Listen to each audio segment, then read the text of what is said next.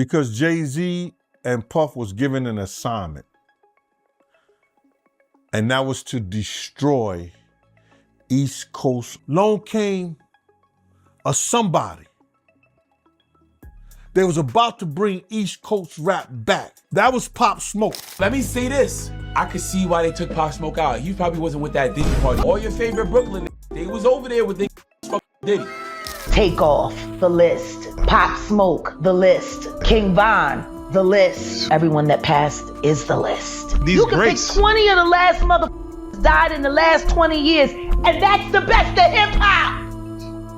July 20th was Pop Smoke's birthday. He would have been 27 years old, but sadly, he didn't even live to see 21. A group of 5 armed intruders gunned down Pop at the age of 20. The fatal shots were fired by a 15-year-old who admitted he shot Pop after an altercation over jewelry. That's the official story. But according to Jaguar Wright and some other industry insiders, this wasn't just a simple robbery gone wrong. Jaguar alleges that powerful industry forces wanted to get rid of Pop Smoke because he was threatening the position of the 2 main gatekeepers of East Coast rap, Jay-Z and Diddy. And it's not just Jaguar Wright who believes this. Diddy's own bodyguard, Gene Deal, said that Pop Smoke was eliminated because he was getting too big. And according to Gene, Jay-Z and Diddy were given an assignment to destroy all new East Coast rappers who threatened to get too big. Because Jay-Z and Puff was given an assignment. And that was to destroy East Coast rap. And what I mean by that, and I know people gonna be like, yo, Gene is out of his mind and everything like that. Check this out, brother. Is that New York rappers was getting 800 to 1.2 million, or some larger than that, and to sign with labels back then. And they was getting a lot of money to make albums and records.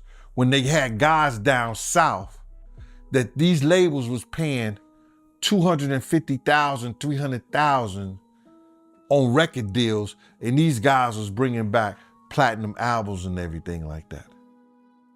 So what they had to do was, they had to keep New York rappers down. That's one reason, other than the Irv Gotti shit that 50 was going through and the poison they was putting in about 50, he had to go elsewhere to California, or with Jay and not with Dre and Eminem to get a deal. They did not want East Coast rappers to get big. They were suppressing all new artists that was coming out of New York.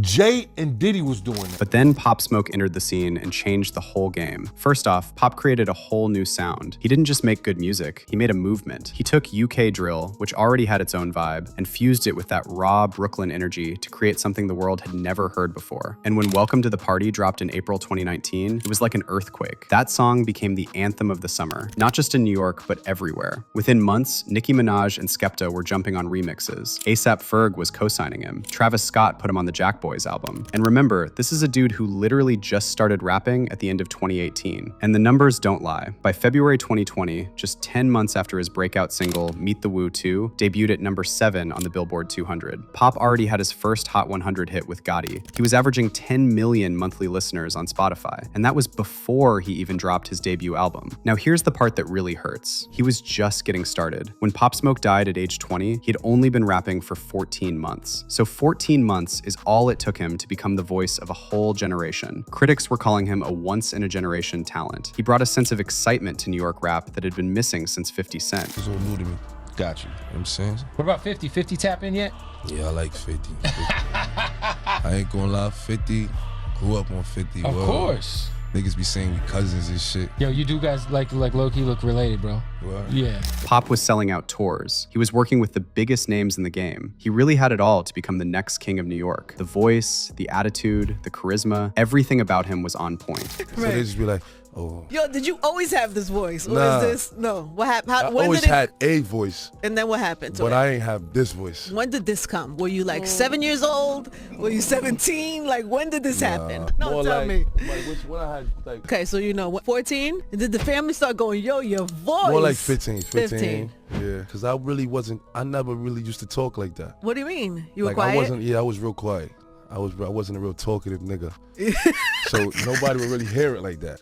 So Right. they just be like, oh, you know what I'm saying? Somebody had to at some point say, yo, your voice is kind of crazy. Yeah. Who was that? It was around 17, 18. Who was that? It was my auntie. Your aunt. Yeah, it was 18 when I graduated. Pop Smoke's potential was scary. He was already blending street anthems with R&B vibes. Tracks like For the Night and What You Know About Love showed he could do way more than just drill. He was at Paris Fashion Week. He was building relationships with high-end designers. He was positioning himself to be the next big mogul. He wanted to be a king not just of New York, but of everywhere. But Pop wasn't interested in beefing with anyone, and he had the wisdom of someone much older, someone who was meant to be a leader, not a follower. It's easy to pick up a gun or a knife or a weapon, you know what I'm saying? I'm showing them how to get money, how to move right, talk proper, you know what I'm saying? Get they gangster on, you heard? Get they double G on. Once something can hit, you know what I mean? Yeah. You gotta keep going with it. If you see it's working, why switch it up, you know what I'm saying? And here's the proof of what Pop could have been. After he passed, his team dropped Shoot for the Stars, Aim for the Moon. That album debuted at #1 on the Billboard 200, with 268 million streams in its first week. It made him the first hip-hop act to posthumously debut at #1 with their first studio album. All 19 tracks charted on the Hot 100. Then a year later, Faith also hit #1, making Pop the first artist in history to have his first 2 albums posthumously debut at the top spot. So imagine what he could have done if he was alive to promote it, to do the interviews, the tours, the brand deals. He wasn't just going to be a drill rapper, he was going to be a superstar. And here's the key, Pop Smoke blew up organically, through the internet, the streets, and pure buzz. He didn't need Jay-Z or Diddy to co-sign him, the people chose him. And that's dangerous to the established order. Pop had big plans for himself. He wanted to be the next mogul, to start his own label and help up-and-coming artists. 5 years from now, sitting on the throne, I'm gonna be situated. I ain't gonna stop until I got 823 million though. That's when I'm gonna stop. I need 823. I gotta get to a billion. Well, I ain't trying to just be cool. And one way Pop planned to change the game was moving away from beef culture. He even talked about how lame and low-key zesty these beefs are. I wake up and I put on all this designer shit, all this jewelry to look nice, you know what I'm saying? For the you know what I'm saying? Like, last time I checked, all that gang wasn't for no like, all that gangster is just doing this for. And that's pretty much the opposite of how Jay-Z and Diddy moved. Just look how Jay-Z hopped on the Drake versus Kendrick beef and profited massively by endorsing Kendrick. Now, going back to what Gene Deal said, according to him, Jay and Diddy were assigned as the gatekeepers of East Coast rap, but Pop Smoke came along and threatened the whole system. So they was placed to destroy the East Coast rap. And then along came a somebody. They was about to bring East Coast rap back. And there's nothing they could do about it. And this kid was finna put East Coast on the map, just like Big did. And this is after 50.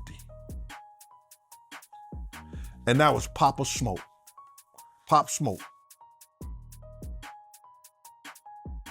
That was Pop Smoke. Let me just tell you something, man.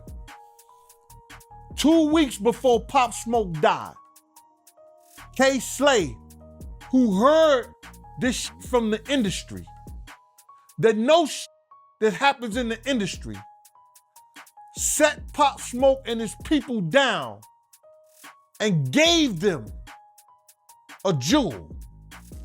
He said, y'all gonna have to protect him with his life, with y'all life.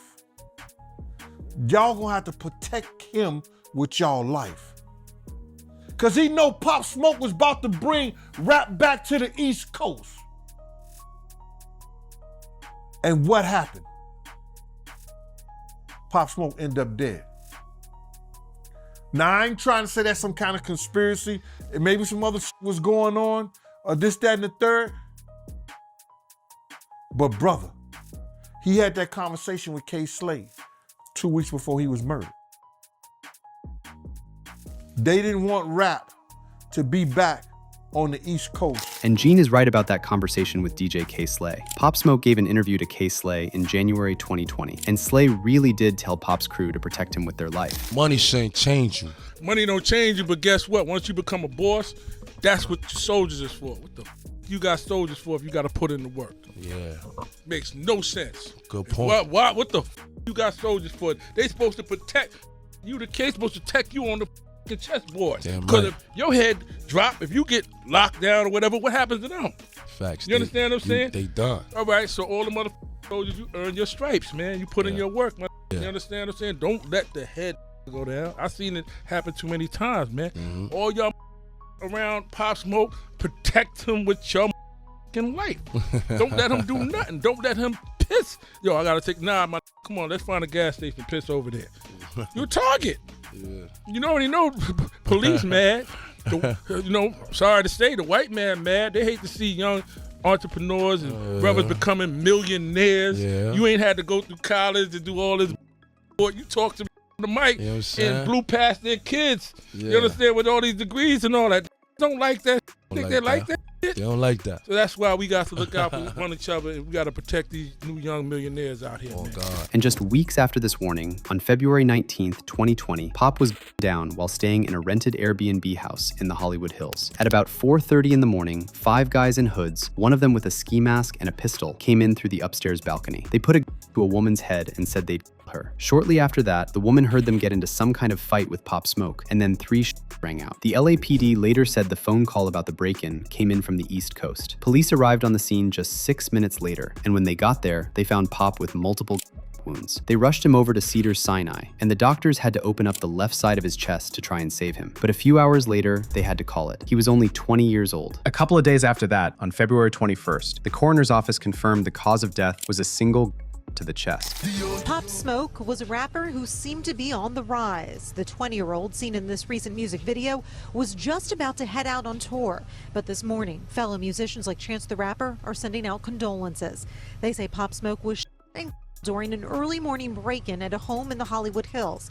All police are saying right now is that they got a 911 call just before 5 a.m. The radio call was called in by someone from back east and stated a friend of theirs' home was being broken into by multiple suspects and that one of them was armed with a handgun. When police arrived at the home on Hercules Drive, they detained several people who turned out to be witnesses. Those men say there were between 2 and 6 suspects. At least one was wearing a mask.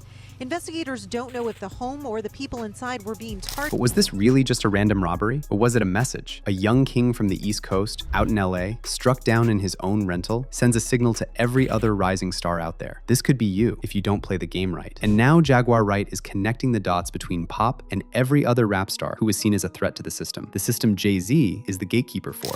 When you look at the redacted list of greatness in hip hop, people should have been acknowledged for what they were at the time they passed on the list.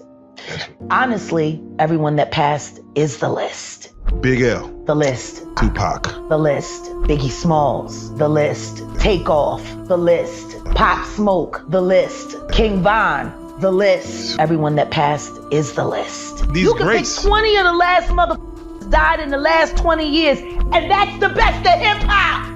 So once Pop Smoke was eliminated, the narrative was placed under control again. Everybody was again focused on, quote, street violence and, quote, gang ties. And nobody was looking at the industry politics behind it. It's the perfect cover. Now, I'm not saying Jay-Z or Diddy ordered Pop Smoke's death, but at the same time, you gotta look at their track record. They were both doing their competition dirty. Mace told everybody when he was on $1 million worth of game that he noticed how Puffy just tried to keep him down and not let him go and prosper. Beanie Siegel said Jay-Z flipped on him and let him and all the other state property artists fade. DMX told us Jay sabotaged the release of his 6th album because he was scared of competition. 50 Cent told us Jay tried to block him from performing at the Super Bowl. And that's just a few examples. Like Jaguar said, it's a long list of artists who got eliminated after threatening the throne. Again, I'm not saying Jay-Z is behind Pop Smoke's death, but when you lay it all out like that, the control, the threat, the warning, the method, and the aftermath, it definitely makes you think. But I want to hear your thoughts on this. Do you buy this theory that Jay and Diddy were assigned to destroy East Coast rap?